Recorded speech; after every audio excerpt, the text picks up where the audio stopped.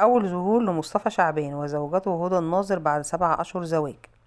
احتفلت الفنانة نسرين إمام زوجة المنتج تامر مرسي بعيد ميلادها وسط حضور عدد كبير من نجوم الفن والمجتمع والإعلام. وشهد عيد ميلاد نسرين الظهور الأول لمصطفى شعبان مع زوجته هدى الناظر في أول تواجد لهم سويا أمام الكاميرات بعد زواجهم خلال إبريل الماضي. وحرص على حضور احتفال نسرين إمين بعيد ميلادها عدد كبير من الفنانين، من بينهم ليلى علوي، كريم عبد العزيز، خالد النبوي، نسرين طافش، نيكول سابا، شريف منير، حسن أبو الروس، نجلاء بدر، كريم فهمي وزوجته وآخرين. ويشارك الفنان مصطفى شعبان في الموسم الرمضاني المقبل 2025 من خلال مسلسل حكيم باشا، الذي تدور أحداثه في إطار اجتماعي تشويقي حول الدراما الصعيدية لأول مرة في تاريخ مصطفى شعبان. حكيم باشا بطولة سلوى عثمان، رياض الخولي، دينا فؤاد، أحمد صيام، هاجر الشرنوبي، أحمد صيام، ميدو عادل، محمد نجاتي، وإخراج أحمد خالد أمين، وتأليف محمد الشواف، وإنتاج سينرجي. كان عام 2018 بداية ابتعاد هدى الناظر مديرة أعمال عمرو دياب عن الأضواء، وكانت دائما التفاعل على صفحتها عبر الفيسبوك، تشارك لقطات من حفلاتها، ثم أغلقت صفحتها على الانستجرام أيضا وقررت الابتعاد عن الأضواء.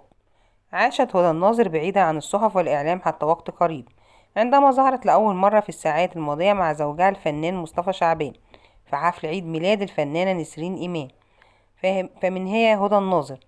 ولدت هدى الناظر زوجة مصطفى شعبان عام 1982.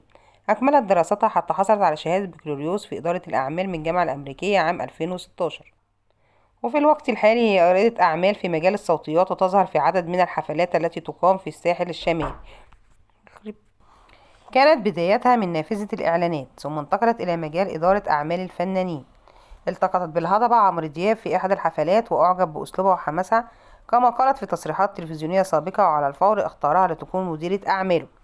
عملت مع عمرو دياب في الفترة من 2007 حتى 2016، ومنحها الجمهور لقب الجندي المجهول في مسيرته.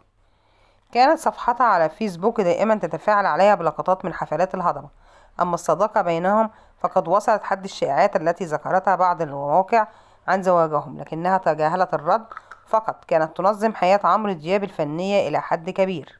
صفحتها الشخصية مغلقة ولديها عدد قليل من المتابعين، منهم الإعلامية إسعاد يونس.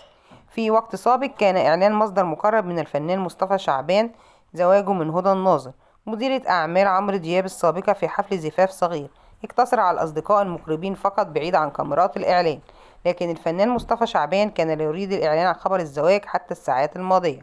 وفي حفل تم عدد كبير من الفنانين، شاركت الفنانة نسرين إمام صورة عيد ميلادها بصحبة الفنان مصطفى شعبان وهدى الناظر، لتؤكد الجمهور زواج الثنائي الذي